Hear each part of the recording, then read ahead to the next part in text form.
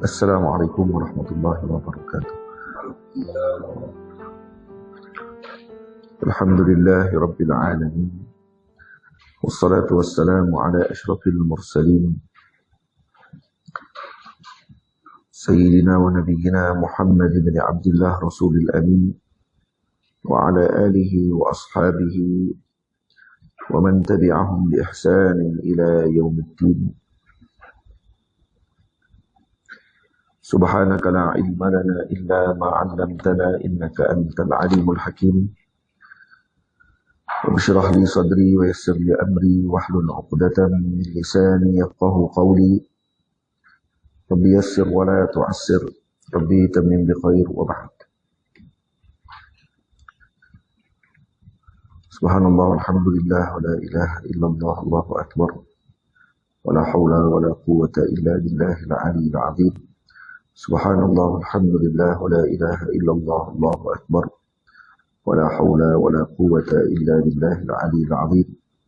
سبحان الله والحمد لله ولا إله إلا الله الله أكبر ولا حول ولا قوة إلا بالله العلي العظيم. سبحان الله والحمد لله ولا إله إلا الله الله أكبر ولا حول ولا قوة إلا بالله العلي العظيم. Para hadirin, ibu ayah, santri yang dimuliakan Allah Subhanahu wa taala sekalian, kita bersyukur kepada Allah Subhanahu wa taala pada pagi ini bersama-sama untuk meneruskan pengajian bagi kita Isbalul Aman fi Tarjamati Bughiyatil Ikhwan wa Riyadati As-Sibyan. Dan kita masuk pada bait yang ke-22. Qala rahimahullahu ta'ala, qala al-Imam Ar-Ramli rahimahullahu ta'ala, wa ya'kulu al-yabis min at-ta'ami ta'alluman bahtan bila idan. Masih lagi dalam bab berkaitan dengan adabul akl, adab makan, yang mana pada minggu lalu kita telah, pada bulan yang lepas kita dah sebutkan banyak adab-adab makan yang disebutkan oleh Syekh Abdul Hamid Qudus di dalam kitab beliau Zaqair Qudusiyah ila ziyarati Khairil Bariyah.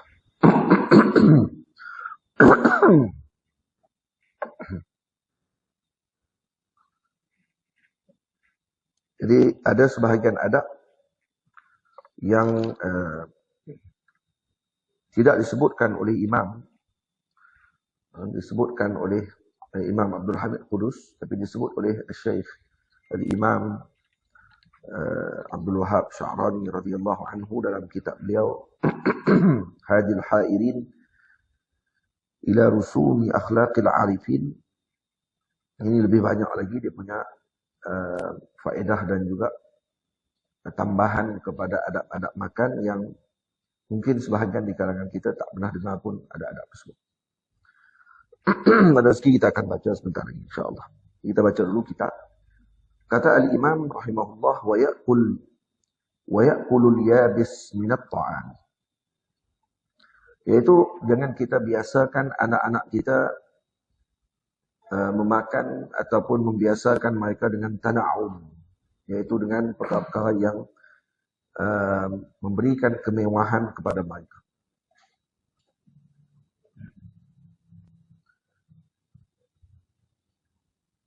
Dan sebab-sebab yang menyeru ataupun membawa mereka kepada kemewahan.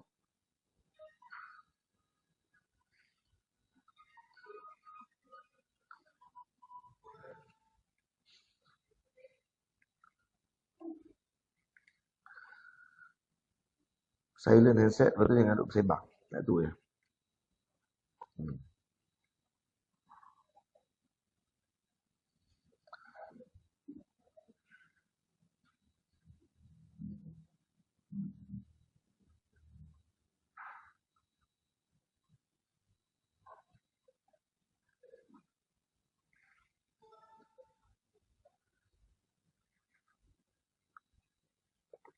Siapa nak sembang, nak sembang.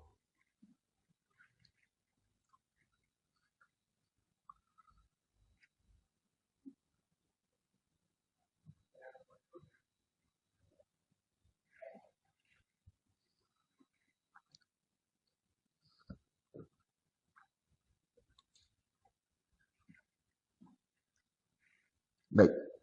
Habis lah? Okey. Jadi kata al-Imam, wa ya'kulul yabis minat ta'ami ta'alluman bahtan bila idan. Iaitu jangan diberikan kepada mereka, yakni anak-anak kita, dengan kebiasaan makanan yang mewah dan sebab-sebab yang menyeru mereka kepada kemewahan. Faham? Iaitu cara dia bagaimana? Salah satunya, sebab tu kata Imam di sini, berikan mereka makan dengan makanan yang kering. Itu salah satu cara. Adakah dituntut ataupun ditentukan dengan zat cara beri makan tadi dengan memberi makan yang kering kepada mereka? Salah satunya. Salah satunya kepada mubtadi, pada orang yang permula dalam perjalanan, seperti anak-anak kecil, maka mereka diberikan dengan proses pentarbihan tersebut, iaitu diberi makan mereka dengan makanan yang kering sekali-sekala. Jadi jangan diberi kepada mereka hanya makan makanan yang mewah-mewah sahaja, yang sedap-sedap sahaja. Itu kata guru kami, Maulana Syekh Yusri Hafizahullah,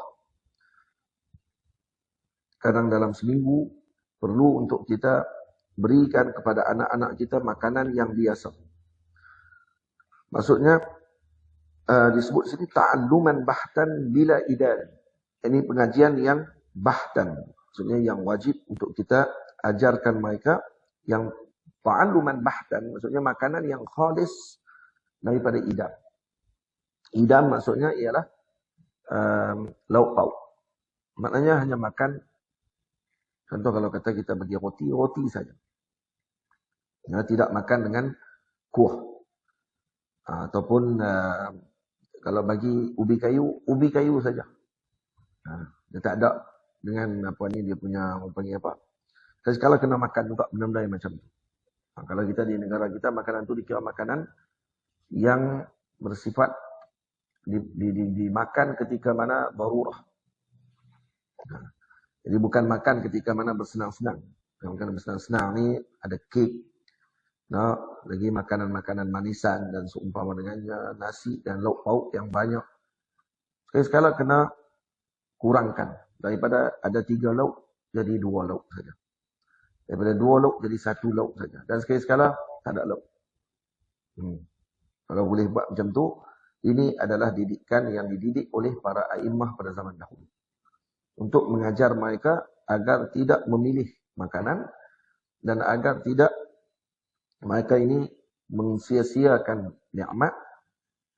Dan hakikat daripada didikan ini adalah untuk mendidik jiwa seorang tadi agar tidak melihat kepada keduniaan sahaja semata-mata. Jadi, kalau seorang tadi telah mencapai kepada peringkat, dia tidak lagi melihat dunia di depan matanya tadi sebagai tempat untuk dia berlazat-lazat. Sebaliknya hanya sekadar anugerah daripada Allah untuk dia gunakan. Maka ketika itu makanlah apa-apa yang dihalalkan oleh Allah. Tidak haram pada waktu itu, yang selagi tidak haram, makan apapun tidak akan menjadi masalah pada diri. Hatta kalau kita tengok, ini disebut oleh Sidi Abdul Wahab Sya'rani radhiyallahu anhu, bila kita baca balik kalam para imam sufi, ketika mereka menyebutkan tentang masalah memilih cara makan atau makanan yang dipilih, makanan yang keras dan seumpama dengannya, itu adalah kepada permulaan perjalanan. Untuk kita menatih diri kita tidak melihat kepada makanan tadi pada sudut alwan, pada sudut bentuk makanan tersebut, tetapi melihatnya sebagai nikmat daripada Allah. Jadi ketika telah rasikh, telah tertanam dalam hati seorang anak tersebut atau pemula dalam perjalanan tadi bahawa ini semua nikmat daripada Allah, maka ketika itu dia tidak akan memandang kepada laun, tidak akan memandang kepada bentuk makanan dan rasa makanan itu sahaja. Tetapi dia akan memandang bahawa ini nikmat Allah Ta'ala yang patut dia syukuri. Maka ketika itu dia tak akan abaikan. Maka dia akan makan dengan mensyukuri nikmat Allah Subhanahu wa taala. Hakikatnya untuk sampai kepada makna syukur tu. Bukan untuk hanya sekadar memilih bentuk makanan. Ada orang makan ittirar. Maka dia tetap tak syukur. Dia makan kerana terpaksa. Maka dia tetap tak ada syukur kepada Allah. Dan dia tak nampak tu nikmat Allah Ta'ala. Adakah tu makna untuk kita ajar kepada anak-anak kita? Tak. Nak ajar kepada anak-anak kita bahawa ini nikmatnya Allah yang patut kamu syukuri. Faham? Dan jangan berkira. Jangan berkira dan juga jangan kamu cerewet. Bila dijamu, makan. Itu. Ini tak makan ni, tak boleh. Kita sendiri ajak anak kita kadang-kadang dengan masalah dia tak biasa makan, dia tak mau makan, dia tak makan sayur. Buat macam mana? Kira itu. Nah, anak saya ni dia memang tak makan nasi. Dia makan pizza je. Ada. Tok pula, kalau tok pula pakat duk layan cucu dia. Balik rumah tok jamu pizza, ayam goreng, KFC, semua sekali. Jadi macam tak naik lemak malung tu. Ya. Jadi dia pun kata, hak ni saja makanan yang dia pilih. Lepas tu bila nak bagi makan ni, tak, saya tak mau. Lagi tak ada KFC, saya tak mau makan. Lagi tak ada pizza ni, saya tak mau makan. Tak. Yang ni dah melampau. Kadang keadaan macam tu dah melampau. Kita jangan seronok dengan keadaan ni. Kita tahu, ni memang kita kena cari. Kita dah tertipu sebenarnya. Sebab tu, nafsu kanak-kanak ni, kalau kita turuti dia, maka kita akan dikuasai oleh dia. Kanak-kanak ni dia akan menguasai. Dia macam nafsu seseorang. Ini disebut Imam Al-Busiri. Rahimahullahu ta'ala wa radiya'an. Kita ada anak, kita tahu. Nanti kita tak ada cucu lagi ni. Yang maklum yang ada cucu dah. Lagi dia tahu lah macam mana suasana dengan cucu pula. Dia tak sama dengan anak. Pak, kalau anak naik atas kepala, bawah. Tapi kalau cucu naik atas kepala dia, tak apa. Pijak 4 kali pun tak apa. Dia lain, dia punya cucu ni dia lain terus. Dia main dengan cucu nanti lagi dia sakan. Sebab tu dilatih oleh para ulama, kata Imam Al-Ghazali radhiyallahu anhu. Imam Ghazali sebut yu'awwadul khubzal qafara fi ba'dil awqat. Maksud kena dibiasakan kepada anak-anak dengan khubzal qafar. Khubzal qafar apa dia? Roti kerah. Hatta la yasira bihaitsu yara al-udma hatman. Sehingga anak tadi tidak menyangka bahawa lauk itu mesti ada. Kadang-kadang jamu roti saja. Hanya ada beberapa adab tentang roti ni kita akan tengok. Yang ini jarang disebut oleh orang panggil dalam kitab-kitab ni. Mereka kitab seperti Sidi Abdul Wahab Sya'rani radhiyallahu anhu. Kita tengok saja. Saya baca dulu baik ni, kemudian kita akan baca saja. Kemudian kata beliau, wa yuqabbahu, kata Imam Al-Ghazali, indahu kasratul akli. Dan dicela dengan banyak makan. Kepada cucu kita tu kita kena sebut dia ni, banyak makan tak elok. Sebut itu. Faham? Bi an yushabbaha man yaksurul akla bil bahaim. Karena menyamakan dengan orang yang banyak makan tu disebutkan bahawa dia sama seperti binatang ternak. Faham? Kalau begitu dicela pada banyak makan, bukan dicela kepada gemuk. Walaupun gemuk dicela. Dari segi syarak pada sudut zahirnya dicela. Tetapi kena hati-hati juga. Dengan untuk mencela orang-orang gemuk ni pun kadang kena berhati-hati juga. Karena disebut dalam sebahagian riwayat. Para ulama menyebutkan. Al-Imam Ash-Shibli rahimahullah badannya gemuk. Al-Imam Qadhi Abu Yusuf Muhammad bin Hasan Syaibani badannya gemuk. Dan bila ditanya kepada beliau, ma hadas siman? Ini gemuk apa ni macam ni? Orang alim, orang saleh, gemuk. Imam Shibli wali Allah Ta'ala. Katanya badannya gemuk. Al-Imam Muhammad bin Hasan Syaibani sahib Al-Imam Abi Hanifah, murid Imam Abu Hanifah. Antara yang paling agung, guru kepada Al-Imam Syafi'i. Imam Muhammad bin Hasan Syaibani, juga badannya gemuk. Bila ditanya kepada Imam Muhammad bin Hasan Syaibani, kenapa kamu gemuk? Kata dia, hadza bisababi farhi lil Islam. Ini kerana gembira aku dengan Islam, maka aku makin gemuk. Dan Imam Shibli bila ditanya, kenapa kamu gemuk wahai Imam? Kata bukan kerana banyak makan. Karena setiap kali aku berfikir tentang keagungan Allah, aku gemuk.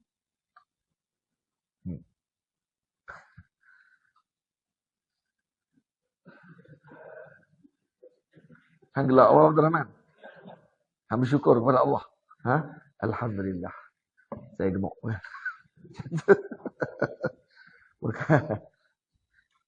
Sebab kami nampak depan mata buah nasi banyak orang. Dan itu dia lain. Dia farhi lil Islam. Dia gembira dengan Islam. Itu kena disebut oleh para masyaikh sufi. Untuk kita berbaik sangka dengan semua orang sebenarnya. Jadi tengok orang gemuk, kita baik sangka. Sebab ada orang memang saya sungguh jumpa dengan orang yang memang badan dia gemuk sungguh. Bila tanya kepada dia, makan banyak. Dan kita tengok dia memang makan tak banyak. Dia makan biasa saja.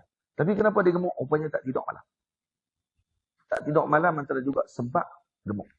Dan ni, bahawa kata ni perubatan moden. Moden doktor kata, kerana ni kurang tidur. Maka dia jadi gemuk. Jadi badan dia makin naik. Dia ada orang yang macam tu. Jadi apa ni, mungkin masyayikh zaman dulu yang badannya seperti Imam Shibli dan seumpamanya, kerana mereka tidak tidur malam. Bangun dengan solat dan seumpamanya. Ada seperti Imam Nawawi radhiyallahu anhu. Imam Nawawi kurus. Imam Nawawi badannya kurus. Kecil. Maksudnya kerana kurang makan dan seumpamanya. Tapi ada di kalangan awliya yang mana badan mereka besar dan itu tidaklah mengurangkan sedikit pun kedudukan mereka. Jadi yang dicela adalah pada banyak yang makan. Memang ada dalam kitab sebut, kalau tengok ada seorang budak yang badannya gempal, gemuk, duduk makan tepi anak kita, ataupun duduk kat satu meja lagi, kita duduk kat meja ni, kena sebut kat anak kita, jangan makan macam tu. Kena sebut. Ha? Jangan makan macam tu. Jangan buat macam tu. Badan macam tu tak elok. Ha? Boleh. Alhamdulillah melihat kepada keadaan. Karena dididik pada waktu tu, anak itu bukan dididik untuk dia mengumpat. Tak. Dididik untuk dia tidak melakukan sesuatu yang sia-sia pada hidupnya. Tapi ketika dia telah menjadi kuman, telah menjadi orang yang apa ni saleh, yang telah menjadi panutan kepada umat pada waktu tersebut, maka tidak ada masalah untuk dia makan dan seumpama dengannya. Yang penting hatinya tadi dengan Allah. Faham? Makan yang halal, maksudnya yang halal. Lepas tu, bila kita baca balik kalam-kalam para masyayikh, makan makanan yang kerah, adakah itu maksud bizat? Dimaksudkan secara zatnya, makan yang kerah tadi yang dituntut, maksudnya kena cari makanan kerah. Bukan tu maksudnya. Kita tengok balik, rupanya makna dia ialah mengembalikan kepada melatih hati kita untuk melihat nikmat tadi bagaimana. Karena murid ataupun permulaan pelajaran, ataupun seorang kanak-kanak kecil, kalau diberi makan dia yang sedap-sedap, dia akan rasikh atau tersikh dalam kepala otak dia bahawa makan mesti macam ni. Dan kita seperti mana yang dididik oleh ibu dan ayah kita sejak pada kecil yang kita makan. Kenapa kita biasa makan nasi? Kita tak makan roti. Kenapa ayah kita sejak kecil beri makan nasi? Dan kita negara kita memang makan nasi. Sebab tu kita orang Melayu kita, tak ada nasi dia ketak. Pergilah ke negara mana pun, pergi ke Mekah apa semua. Jamu nasi apa pun, dia nak kena nasi hak belah tempat dia juga. Nasi Indon dia tak boleh. Nasi belah Mesir pun dia tak boleh. Dia kata, lembek je mana. Dia kata, komplain ni 40 jam. Makan kat sini komplain, pergi kat hotel. 5 bintang hotel pun kalau jamu pergilah. Alwan, makanan yang pelbagai, tetap dia akan kata, sampai belajar sedap lah. Kan kering kat kampung sedap je. Tahu. Dia benda tu dah biasa bagi orang tadi dengan makanan tersebut. Sebab tu kena latih dia, kita jangan jadi cerewet. Ada orang jenis cerewet ni, kita boleh bincang. Kalau orang tak cerewet ni, makan, dijamu makan apa pun, dia akan makan. Faham? Berhenti kat kedai mana kalau nak makan pun, tak ada masalah. Ada orang kalau cerewet, tak boleh. Saya kedai tu je saya boleh pergi. Kedai sebelah tu tak boleh. Saya nasi macam ni je saya boleh pergi. Nasi macam ni tak boleh. Saya kuah mesti macam ni. Kurang masih sikit tak boleh. Semua hak ni semua cerewet. Baginda Nabi SAW adalah orang yang tidak cerewet. Nabi kalau tak suka dengan makanan, Nabi tak akan sebut. Nabi akan letak tepi. Nabi akan tinggalkan. Nabi makan, Nabi tak suka. Nabi tak. Nabi ambil yang Nabi suka.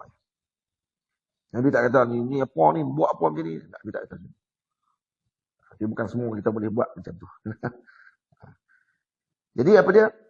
Bi'an yushabbaha man yaksurul akla bil bahaim, karena ditashbihkan atau disamakan orang yang banyak makan ni dengan binatang ternak. wa bi an yadhumma baina yadayhi as-sabiyyu alladhi yukthiru al-akla. Tuh, kata Imam lagi, dan dicela di depan anak dia tersebut kepada kanak-kanak yang banyak makan. Ataupun anak-anak yang banyak makan ni akan dicela. Kalaupun dia tidak dicela, maksudnya dia beritahu ke anak dia, jangan banyak makan. Kalau kamu badan kamu jadi besar sangat macam tu, kamu akan dipuji sebenarnya, kamu akan dicela. Orang duk sonok duk puji dia, nampak comel lah, nampak apa semua tu ke anak dia. Ha? Dan tu akan mengundang penyakit yang banyak. Sebab tu jangan sonok sangat tengok budak-budak badan, masya-Allah tabarakallah. Nah, yang ini apa ni, berlapis ni dia macam dengan ulah rian. Nah, ni kat tangan. Oh yang tok pun, yang tok wan pun, oh syok cucu gemuk. Yang syok sangat cucu gemuk. Tak boleh. Wa yumdahu 'indahu as-sabiyyu al-muta'addibul qalilul akli. Dan dipuji di sisinya kanak-kanak yang beradab dan makannya sedikit. Dipuji yang tu. Wa yuhabbabu ilaihi al-isaru bit-ta'am, dan disukakan dan diajar kepada anak kita untuk, kata Imam Al-Ghazali, untuk dia isar, bertoleransi dengan makanan. Jadi kalau orang minta, bagi. Share makanan dia dengan orang yang seumpama dia. Wal qana'atu bit-ta'amil qashin, dan rasa qana'ah, cukup dengan makanan yang walau keras sekalipun. Ayya ta'amin kana, apa bentuk makanan pun yang dimakan. Kemudian Al-Imam rahimahullah menyebutkan lagi, hinan fahinan fil asya'i wal ghada, kay la yara al-idama hatman abada. Hinan fahinan, maksudnya waktan fa waktan, waktu demi waktu, fil asya'i wal ghada, pada makan malam. Asya' maksudnya ma baina az-zawali wa intisafil lail, yani daripada az-zawal sampai intisafil lail. Zawal bila tergelincir matahari sampai tengah malam dipanggil ghada. Dipanggil asya'. Al-ghada ma baina tulu'il fajri ila zawal. Daripada terbit matahari, terbit fajar sampai sehari sebelum zuhur, itu dipanggil makanan ghada. Dalam bahasa Arab panggil ghada. Kalau sahur pula, ma baina nisfil lail ila tulu'il fajr. Jadi ada 3 waktu.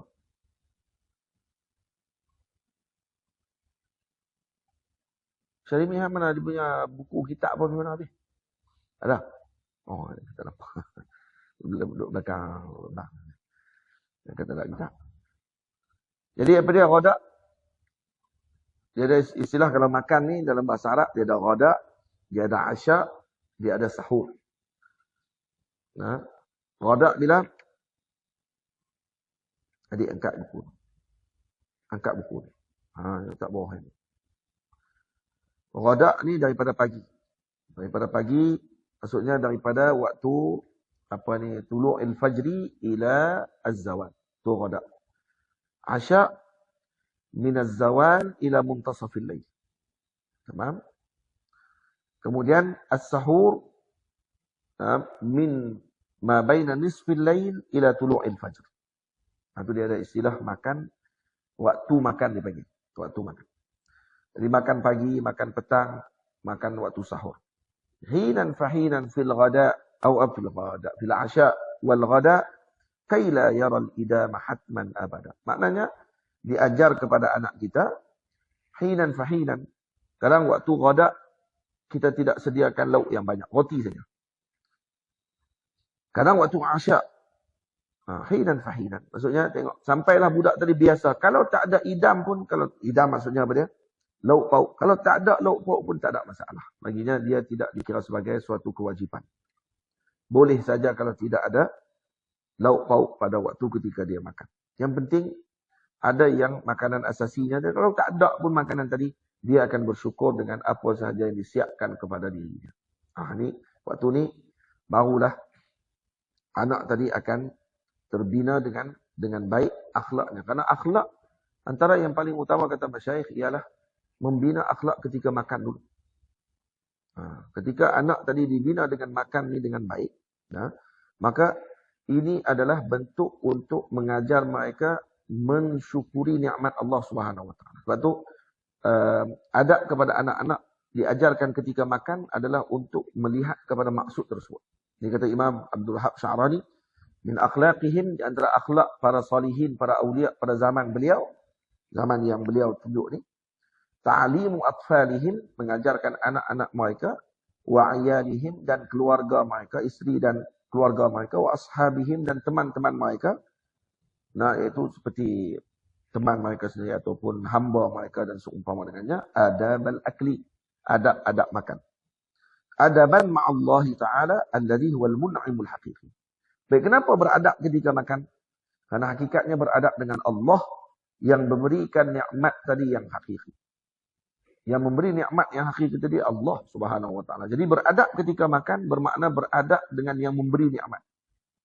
Dihadirkan makna tu sebenarnya. Bukan makanan tu saja. Wa dzalika litaduma alaihimun ni'mah. Dan tujuan apa beradab dengan makanan tadi? Karena beradab dengan Allah. Dan ini akan menyebabkan nikmat itu akan berterusan. Fa innal adaba ma'dudun min syukrin ni'mati. Karena adab itu dikira sebagai bentuk daripada syukurun ni'mah. Syukur dengan nikmat yang Allah Ta'ala berikan. Wa su'ul adabi yunaffirun ni'mata 'anid dawam. Buruk adab akan menyebabkan nikmat itu akan hilang. Karena apa? Karena ianya menghilangkan dan melarikan nikmat tersebut dan tidak akan mengekalkan nikmat tadi kepada seseorang. Aduh. Sebab tu Nabi kita Muhammad diceritakan ra'a kisratan yabisah. Nabi pernah melihat satu keping roti ataupun pecahan roti yang kering. Mulqatan tahta ha'itin fi baiti Aisyah. Yang jatuh duduk di bawah haid. Nah, di bawah apa ni bekah apa ni ataupun di haid apa dia? Di bawah macam bantal ataupun seumpama dengan di bawah tu. Di rumah Sayyidatina Aisyah wa qad alaha al-ghubar. Dan dah terkena dengan debu. Fataqaddama an-nabiy sallallahu alaihi wa alihi wasallam wa ilaiha wa aqadaha. Nabi pergi ke roti tadi, jatuh tu. Nabi angkat dan kemudian nafadha anha dan Nabi sapu debu-debu yang ada pada roti tersebut. Summa qabbalaha. Kemudian Nabi cium roti tadi. Nah, kemudian Nabi kata apa? Ya Aisyah tu. Nabi kata, wahai Aisyah, ahsini mujawarata ni'amillah. Hendaklah kamu berbaik ataupun melakukan kebaikan ketika kamu berhampiran dengan ni'amillah. Ini nikmat Allah Ta'ala ni kamu kena buat baik. Fa inna ni'mata qalla ma nafarat an ahli baitin faraja'at ilaihi. Karena nikmat sangat kuranglah dia akan patah balik semula kepada suatu keluarga tersebut. Pada orang dalam rumah tadi. Nah, kalau kata diabaikan, dia tidak akan patah balik semula. Sangat kurang patah balik. Maksudnya mungkin patah balik, tapi tak banyak. Maksudnya mungkin tak patah balik dah. Nikmat-nikmat tadi. Yang ini disebut dalam kitab Al-Imam Hakim At-Tirmizi dalam Nawadir. Dan juga Al-Imam At-Tabrani dalam Awsat. Imam Al-Bayhaqi dalam Syu'abil Iman. Nah, dan disebutkan hadis tadi. Dan disebutkan juga di antara, tu tengok Nabi buat apa? Nabi cium. Dan Nabi cium roti tadi. Ini yang dipandang ada sebagai orang kalau dapat duit, dia cium duit. Macam mana? Keluar duit daripada bank. Nah, dia pergi cucuk duit, keluar duit. Dapat tengok-tengok duit tu. Cium duit. Adakah kerana dia mentakzimkan duit tadi? Tak. Dan kerja orang mungkin ada pandangan. Ada orang mana gila dengan duit tu, sebab tu dia duduk lempak duit atau dalam TV. Sonok lempak-lempak duit ni. Ini orang-orang macam ni qalla an ya'ud hadhihi ni'mah. Jadi nikmat dia akan hilang selepas ni. Kenapa? Kerana nampak terlalu apa ni orang panggil apa macam bermegah-megah dengan apa yang diberikan. Padahal tu retah. Bertah pun dah tulis nombor 50, itu dah harga lah. Jadi yang cium duit tadi mungkin kerana dia memandang kata ada min ni'amillahi ta'ala. Ini termasuk nikmat Allah Subhanahu wa taala yang patut disyukuri. Nabi pernah cium nikmat Allah. Dan roti yang dicium tadi bukan dengan makna maksud dengan zat mesti roti jadi cium. Tak, sebab Nabi tak sebut ini roti. Tak, Nabi kata apa? Nabi kata ya Aisyah ahsini mujawarata ni'amillah. Maksudnya ada ni'matun min ni'amillah. Ini nikmat daripada nikmat Allah. Masuk juga dengan harta yang orang tadi dapat. Maka ada adabnya dan juga ada tanda dan tunjuk ajar daripada Nabi kita Muhammad sallallahu alaihi wasallam. Begitu juga kata Imam Abdul Wahab Sya'rani, di antara adab ketika makan an yabtadi al-akilu bil milhi. Antara adab ketika makan, mulakan makan kita dengan garam terlebih dahulu. Nah, wa yakhtima bihi, dan mengakhiri makan kita pun dengan garam juga. Lima ruya anna Rasulullah sallallahu alaihi wasallam qala li Ali, kalau Nabi dalam riwayat pernah menyebutkan kepada Sayyidina Ali, ya Aliyu ibda' ta'amaka bil milhi wakhtim bil milhi. Wahai Sayyidina Ali, mulakan makanmu dengan garam dan tamatkan dengan garam. Kenapa? Fa innal milha shifa'un min 70 da'an. Ini kerana garam itu pengubat kepada 70 penyakit. Minhal jununu, antaranya ialah gila, wal juzamu, penyakit kusta, wal barasu, penyakit sopak, wa waja'ul batni, sakit perut, wa waja'ul adras, dan juga sakit gusi. Jadi ini antara ubat-ubat bagi sakit. Dan garam yang macam mana ni bukan garam sintetik yang makan tu. Hak murah tu. Kau boleh eloknya beli garam laut yang betul-betul garam laut, ataupun garam Himalaya tu elok lah. Garam bukit. Garam yang elok tu lah. Garam tu tak mahal mana juga pun. Ada jualnya di pasar raya kan. Jangan beli garam yang sebungkus RM1 tu. Yang tu orang panggil apa, takut banyak penyakit dia daripada hak elok. Bukan Ajinomoto.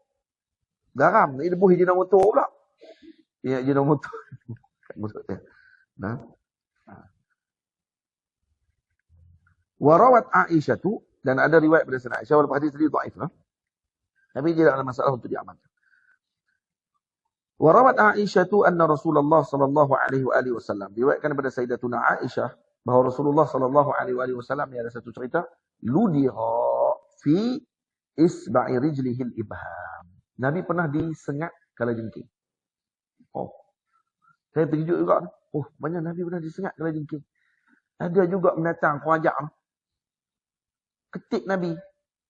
Ada Nabi memang sebut pun. Kalajengking memang kerajak. Nabi sebut dalam hadis. Kalajengking ketik ibu jari Nabi. Nabi nak pakai kasut, disengat kalajengking. Waktu disengat kalajengking tadi, Nabi kata apa? Alayya bidzalikal abyad alladhi yakunu fil ajin. Nabi kata tolong ambil benda putih yang diletakkan dalam adunan tepung. Nah, dia garam lah. Saja Nabi sebut pergi banyak ambil. Nabi kata pergi ambil benda putih yang digunakan dalam adunan tepung. Faji'na bimilhin. Lalu kata Sayyidina Aisyah, kami bawa mai kepada Nabi dengan garam. Fawada'ahu fi kaffihi, dan Nabi letakkan garam di tapak tangan Nabi. Summa la'iqa minhu salasa la'aqat, dan kemudian Nabi menjilatnya 3 kali jilatan. Summa wada'a baqiyatahu ala ladrah fasakanat anhu. Kemudian hak baki itu Nabi letak kat tangan daripada Nabi jilat. 3 kali jilat, kemudian ada baki. Hak yang macam ayat liok tu diambil dan diletakkan di tempat kena sengatan tadi. Fasakanat, maka terlega sakit. Ini ubat cara nak ubat bagi kena kalajengking. Faham? Saya buat ni, tak payah duk pitak kaki. Tu kalau terkena. Nah, saya duk pitak kaki pula. Hak tu dia cara lain kot. Tu cari pasal orang panggil. Ni terkena. Macam. Dan ni disebut dalam satu riwayat, disebut dalam kitab Imam Ibnu Abi Shaybah dalam Musannaf, dan Imam Tabrani dalam Mu'jam Awsat, dalam Saghir, dalam Mu'jam Awsat dengan Mu'jam Saghir Imam Tabrani, Imam Baihaqi dalam Syu'abil Iman, daripada hadis Sayyidina Ali bin Abi Talib diceritakan, baina Rasulullah sallallahu alaihi wasallam zata lailatin yusalli. Satu malam Nabi sedang solat, fa wada'a yadahu 'ala al-ardi. Oh, ini dalam riwayat ni tangan. Tadi kaki. Nah. Minta maaf. Di sini sebut alayya bidzalika. Ni kaki. Tadi riwayat tadi kaki. Riwayat ni tangan. Dalam riwayat ni Nabi SAW tengah semayang, waktu semayang malam, dan ketika Nabi letakkan tangan Nabi di tanah, ladarathu aqrabun. Tangan Nabi disengat oleh kalajengking. Fatanawalaha Rasulullah bina'lihi faqatalaha. Lalu Nabi pun ambil capal Nabi, datang kalajengking tu, mampus. Faqatalah, mati. Falamma ansarafa, bila mana dah habis mayang, Nabi kata apa? La'anallahu al-aqraba. Ini laknat Allah Ta'ala kepada aqrab. Kalajengking ni dilaknat Allah. La tada' musallian wala ghairu. Dia tak tinggal siapa pun dia ketik ikut dan dia. Orang mayang dia ketik. Dia sengat. Orang tak mayang pun dia sengat juga. Au nabiyan wala ghairu. Hatta Nabi pun dia ketik. Dia padunya kalajengking ni. Jadi kalau kena ketik kalajengking tu tak payah duk kata. Tak payah duk pergi. Ya kan wali lah. Rupanya kena ketik jugalah. Nabi pun kena ketik dengan kalajengking ni. Bukan main sakan lagi kalajengking. Wahai kalajengking dengar ni. Yang kalajengking. Illa ladaghathum. Kalajengking dia ketik semua. Nabi pun dia tak tinggal, siapa pun dia tak tinggal. Ketik semua. Kemudian Nabi SAW minta dengan garam dan minta dengan air, dan Nabi jadikan dalam satu bekas. Maksud Nabi campur air dengan garam tadi. Kemudian yasubbuhu ala isbi'ihi haitsu ladaghathu wa yamsahuha wa yu'awwidhuha bil mu'awwidhatain. Ini Nabi baca dengan mu'awwidhatain, qul a'udzu birabbil falaq dengan qul a'udzu birabbin nas.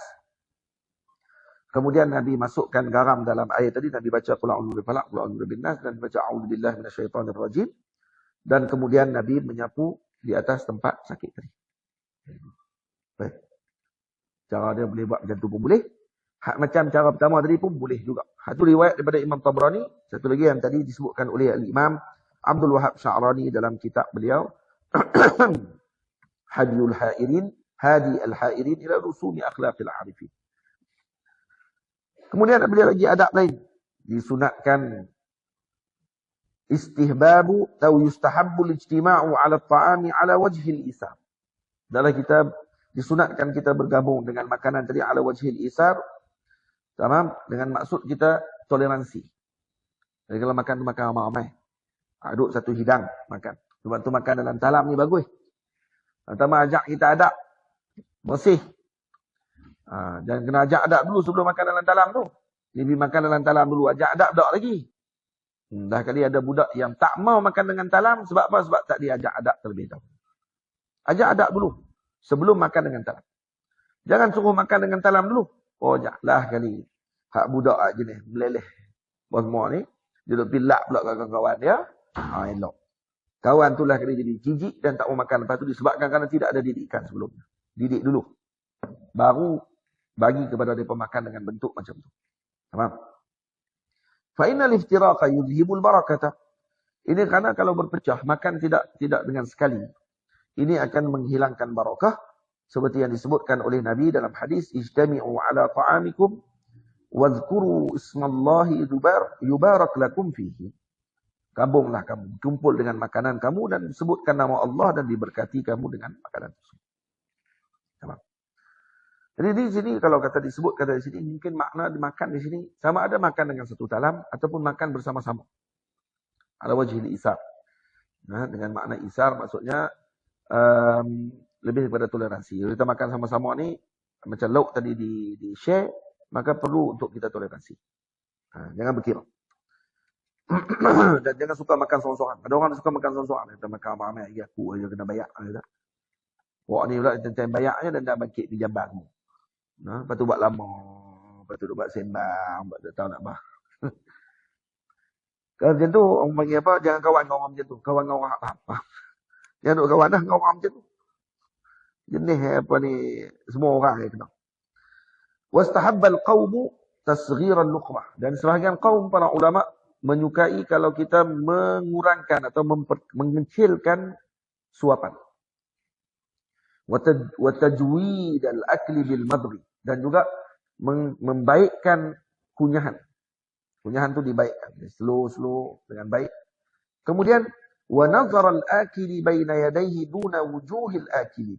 Dan melihat kepada nazar al-akili baina yadayhi duna wujuhil akili. Jadi tengok kepada makanan yang dia makan, tengok muka orang yang makan tu. Ini salah satu daripada adab juga Kalaulah disuruh kita jangan tengok muka orang tengah duduk makan. Kerana muka orang tengah makan ni macam-macam bentuk. Okay. Uduh. Dia tengah makan dia kunyah tu. Uduh. Sebab tu jangan ambil gambar tutup guru tengah duduk makan. Ini tak ada. Ni ramai ni. Kadang-kadang tempat ni tengok tengah duduk makan tu lah nak ambil gambar juga. Ambil gambar tak? Ambil gambar tak? Tak boleh macam tu. Ha? Guru kami Maulana Syekh Ali Jum'ah, Maulana Syekh Yusri, Hafizahullah. Kalau kita tengah makan, dia tengok ada orang duduk ambil gambar ni. Kenapa dia ada? Pada Syekh jarang marah. Dia makan ni, dia kata, ni apa dia? Kamu nak buat apa? Gambar tu. Dia tengok Syekh duduk ngangau duduk tak? Ambil gambar tu. Nah, ini berlaku. Ramai kadang-kadang orang dia ada tak arti. Dia kata ni momen ni. Ni penting ni. Penting pola otak dia. Nah, lepas tu dia pergi sebab gambar dia orang makan macam ni. Apa ni? Jadi sebab tu jangan dididik kita macam tu. Ambil gambar waktu lain. Nah, ambil gambar waktu dah selesai makan. Ambil gambar waktu dah ni. Waktu makan pun tak sesuai. Ambil gambar waktu tengah makan ni kadang-kadang tak elok sebab apa? Gambar ni pula disebarkan dan kemudian orang ada yang mungkin tak pernah makan makanan tu akan berasa hati dengan makanan tersebut. Kita mereka dapat makan, kami tak makan makanan tu lagi pun. Jadi jangan dibuat macam tu. Kemudian wa yajlisul akilu ala rijlihi al-yusra wa yansibu al-yumna.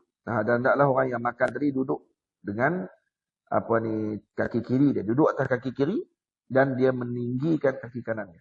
Macam kita duduk biasa tu lah. Faham kan duduk cara macam mana kan? Boleh duduk adik. Betul tengok duduk. Ni adik dia lihat pegang kitab. Cuba duduk. Macam mana duduk dia? Okey.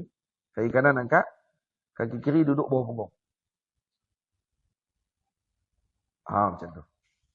Nampak tak pakcik nampak? Adik duduk. Bagi pakcik belakang tengok. Duduk macam tu. Kan macam tu. Itu salah satu cara makan. Ada lagi satu cara lagi daripada cara duduk bersimpuh. Cuba duduk bersimpuh. Duduk bersimpuh. Bersimpuh. Macam tu.